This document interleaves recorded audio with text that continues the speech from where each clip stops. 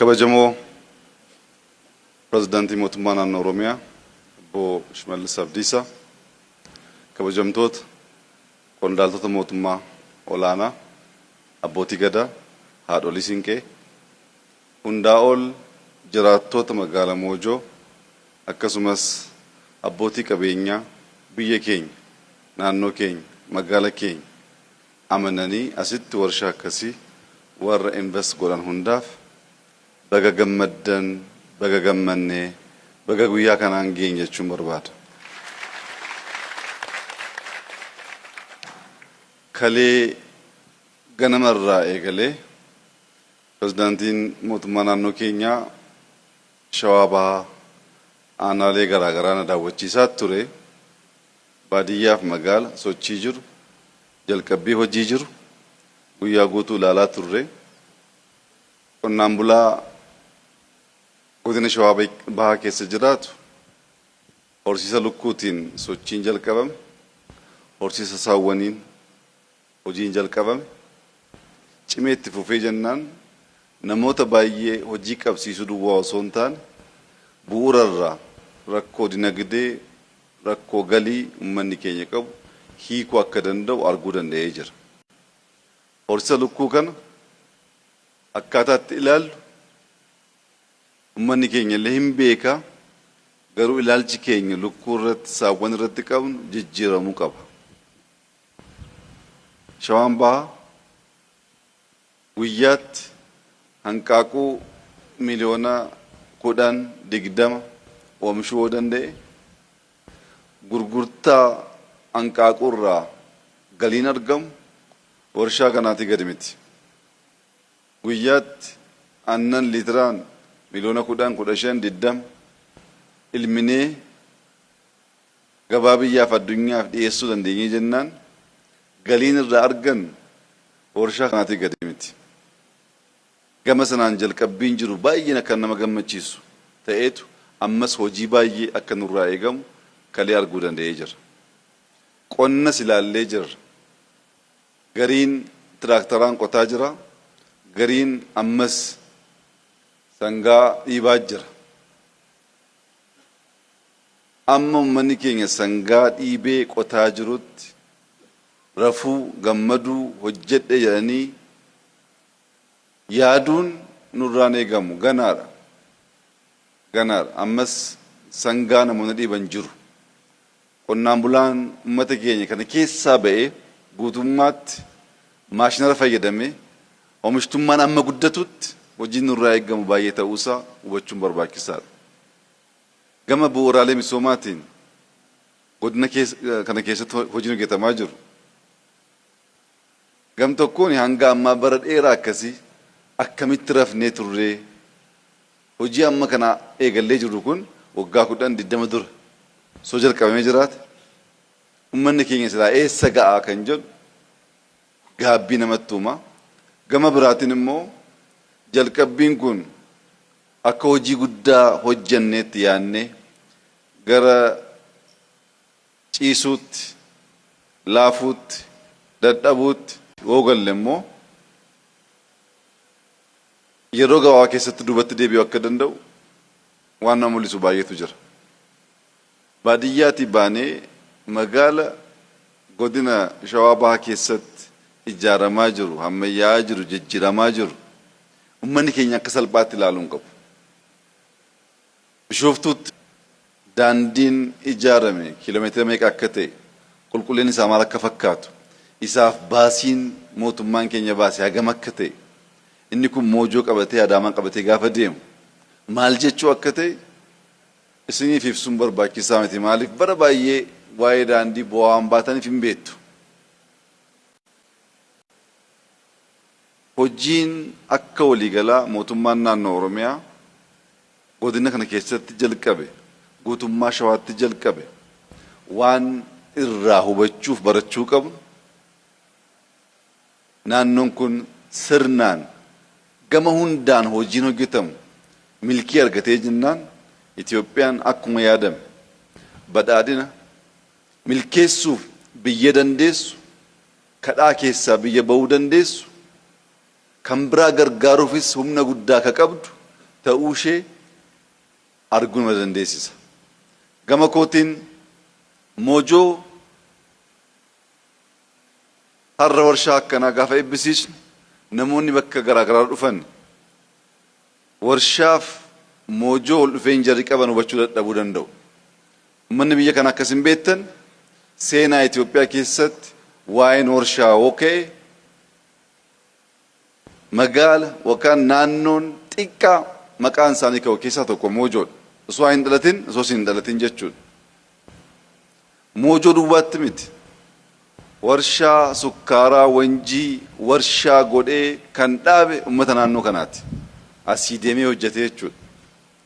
Warshaan akkamitti akka hojjetu namoonni warshaa keessa hojjetan waggaa dheeraatiif amantummaadhaan akkaataatti hojjetan uummanni kun hin beeka. Amma immoo baay'atee jira. Garmalee baay'atee jira. Waan baay'ate kana kunuunsinee qabannee ijoollee keenya hojii keessa galchinee cimnee hojjennee jennaan gaabbiin bara dheeraa gaaffiin bara dheeraa dhaabbatee misoomni nurraa dagaagu Itoophiyaa guutuu Afrikaa biraatiifis kanaaf ta'uu waan danda'uuf manni keenya cimnee hojjechuu ijaaramuu dubbii bu'uura irraa hubachuu danda'u irra keessa fiiguu kana dhiisuu waan injifannoof nu geessuu dadhabu waan bu'aadhaaf nu geessuu dadhabu irratti yeroo balleessuu dhiisuu qabsoofnaan mo'uu hojjannaan misoomuu jalqabnaan fixuu kana keessatti yaadaa hin hojjennu taanaan jalqabuun barbaachisaa miti.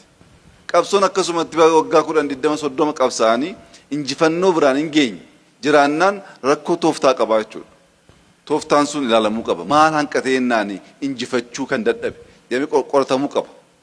Abbaan ta'e ganamaa galgala dhamee hojjetee dafqee dadhabee bu'aa hin buusu taanaan maa inni hanqinni koo dadhabuurraa nafne hojjechuurraa nafne maaliif jiruun koo jijjiiramuu dadhabe kan jedhu of gaafachuu of qorachuu ni barbaada. Akkasumaan baanii galuu akkasumaan dhama'uu miti. Milkiin barbaachisaadha. Milkiin fedhii keenya irraa duwwaa kan maddu miti. Milkiin gargaarsa waaqaas ni barbaada. Akka sabaatti, akka biyyaatti, akka ummataatti dubbiin ilaaluudhaa nu barbaachisu maa jalqabnee fixuu dadhabnaa, maa dhamaanee buufachuu rakkannaa, maaliif ijoolleen keenya barsiisnee nurraa ol baratanii akka keenya sana dadhabuu hojjechuu jibbanii karaa irra adeemaa oolu. Qonnaan bulaan rakkoo baay'ee keessa barsiifate hojii isaa hordoftee bu'aa buusuu dhiistee magaala keessatti walii gadi kan jettu meeqa? Maaliif akkas ta'e? Ijoolleen keenya akka cabaniif akka karaa keenya qabachuu dadhabaniif gaheen abbootii maa inni? Gaheen jaarsolii maa inni kan jedhu qorachuu barbaada. Carraa guddaa argannee jirra. Carraa arganne kana sirnaan itti fayyadamnee ummata keenya biyya keenya jijjiiruu dandeenye jennaan seenaa guddaa ta'uu danda'a.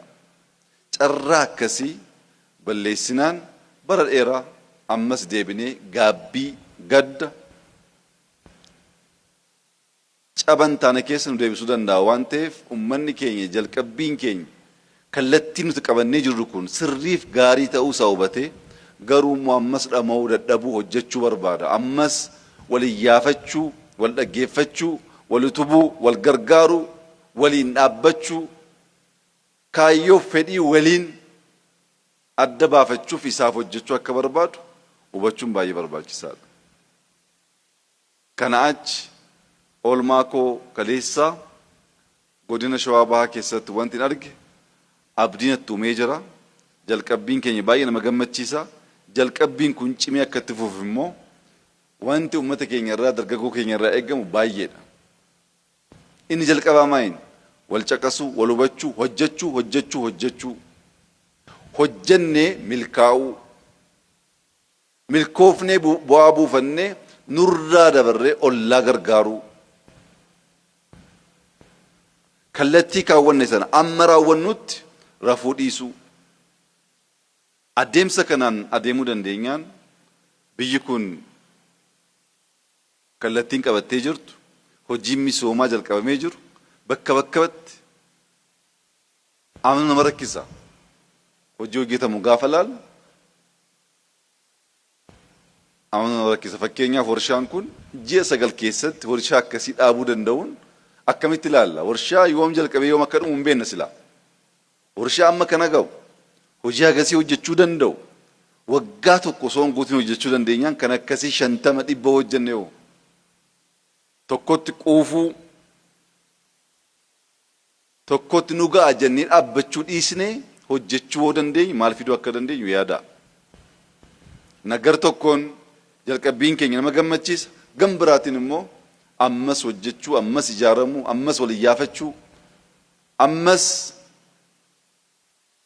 fageessinee ilaaluu akka nurraa eegamu waan agarsiisu baay'ee waan jiruuf gar tokkoon baga gammaddan, gam biraatiin garuu hojiin ganaadha.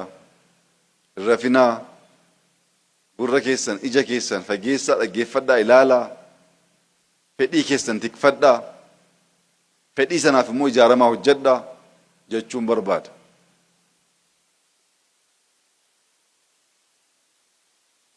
Biyyi kun ijaaramaa jirti. Ijaarama keessatti galteen bu'uura misoomaatiif ta'u guutummaatti akka biyyaatti oomishuun hin danda'amu yoo ta'e guutummaatti biyya ijaaruu hin danda'amu. Kanarraa ka'uudhaan mootummaan keenya waggaa 2-3 dura hanqinni guddaa simmintoo ture. Simmintoon oomishaa turre hojii amma hojjennu wajjin wal simuu dadhabee akka biyyaatti gahaa waan hin turreef simmintoo warshaa lammii jedhamu akka biyyaatti guddaa akka ta'e ijaaruu dandeenyee amma ta'e gabaa tasgabbeessee ture. Haa ta'u malee ammas fedhiin keenya guddachaa waan jiruuf fedhiin simmintoo investimentii dabalataa waan barbaaduuf Daangootee wajjin ji'oota muraasa duratti Daangootee simmintoo kan hanga ammaa oomishu irraa dachaan dabaluuf hojii hojjenneen oo baay'ate ji'a 3-4 booddee in eebbisiisna. Simmintoon sadarkaa sanatti biyya keessatti oomishuu dandeenyee jennaan waan ijaaruu tilmaamnuuf waan ijaaruu barbaannu hundaaf galtee guddaa nu ta'a. Garuu simmintoon nu waa gahaa miti. Warshaan sibiilaa baay'ee murteessaadha. Shawaa keessatti naannoo Bishooftuu warshaa sibiilaa kaleessa Shimallis wajjin argaa turre warshaa sibiilaa forward linkage jedhamu eega maateriyaala jalqabaa arganne booddee wanta oomishamu irratti sadarkaa of danda'u geenyee jirra. Inni nu hafe maayin galtee isa dhumaa biyyoorraa sibiila hojjechuu danda'utu nu hafa. Isa dhiyeenya kanatti Wallaggatti jalqabnee jirra. Misoomni sibiila oomishuu jalqabarraa amma dhumaatti biyya keessatti raawwata taanaan simmintoo qabna taanaan gaheen inni taphachuu danda'u baay'ee guddaadha. Isa booddee garuu wanti barbaachisu maa inni manni ijaarame simmintoof sibiila duwwaa miti. Wanta manicha babbareechan finishing material kan jedhamu kan barbaachisu jira. Seeraamikii, porsliin, giraanaayit, maarbil, mastaawota waan garaagaraa immoo kan mukarraa hojjetamu. Wanta akkasii guutummaatti oomishaa gaafa deemu Itoophiyaa ijaaramaa jirtu kanaaf galtee gahaa ta'e ni qabaannaa jechuudha. Galteen maaf nu murteessaa ta'a? Biyyi kun karaatti baatee karaatti galtuu hin qabdu. Kana waan ta'eef dhakaa baanneefinnee sadarkaa yaannuutti biyya ijaaruu hin dandeenyu. Galtee biyya keessatti oomishuu dandeenyu akkasii kana oomishuu dandeenye jennaan atattamaan gama garaagaraatiin ijaarama eegallee jiru. Kan manaa ta'uu danda'a, kan daandii ta'uu danda'a, kan mana barumsaa ta'uu danda'a, bu'uuraalee fayyaa ta'uu danda'a. Atattamaan hojjennee uummata keenya tajaajiluu akka dandeenyu waan nu godhuuf galtee kana irratti xiyyeeffannaa addaatiin hojjechaa jirra. Milkiis argaa jirra. Milkiis argaa jirra. Kun jabaatee kan deemuu qabudha. Warshaan amma eebbisaa jirru kun yeroo argannee jennaan ji'a 1, ji'a 2 booddee kan akkasii kabara naannoo Dabra Birhaan kan eebbifamu jira. Lamaan isaanii bara kanatti eebbisiisnee guutummaatti hojii gaafa jalqaban bara dhufurraa eegallee seeraamikii biyya alaatti finnu dhaabnee biyya keessatti oomishne akkuma agartan kwaaltiin isaa baay'ee bareeda. Ijaarsa jalqabne saffisiisuuf waan nu gargaaru ta'eetu natti mul'ata. Kanaaf itti yaadamee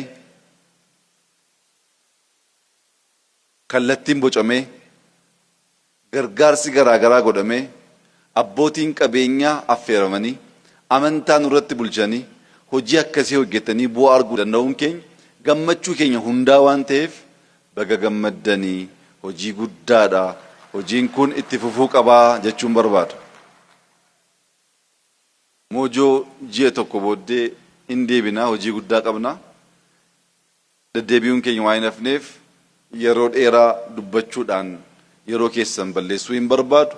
Dhaamsi koo uummata Moojoof, uummata Bishooftuuf, uummata Adaamaaf, uummata Shawaa Bahaaf qabu jalqabbiin keessan baay'ee gaarii waan ta'eef jalqabbiin kun osoo hin dhaabbatin ija isarraa osoo hin kaasin cimnee hojjechuu dandeenye jennaan wanti jalqabne kun badhaadhina guutummaa guutuutti arguu itti gargaaramuu waan dandeenyuuf jabaadhaa, hojjedhaa, abbootii keessan dhaggeeffadhaa, abbootii gadaa dhaggeeffadhaa, gorsa jaarsolii dhaggeeffadhaa, hojiitti cimaa hojjennu malee jijjiiramuu waan hin dandeenyeef hojiitti tajabaannu, nagaatti tajabaannu, tokkummaatti tajabaannu, gandummaa keessaa habaanu, walqooduu keessaa habaanu, lapheen keenya sammuun keenya waan guddaa haa yaadu, fageessine ilaallee isaaf halkanii guyyaa kan tattaafannu akka taanuuf ergaa koo dhaamuun barbaada.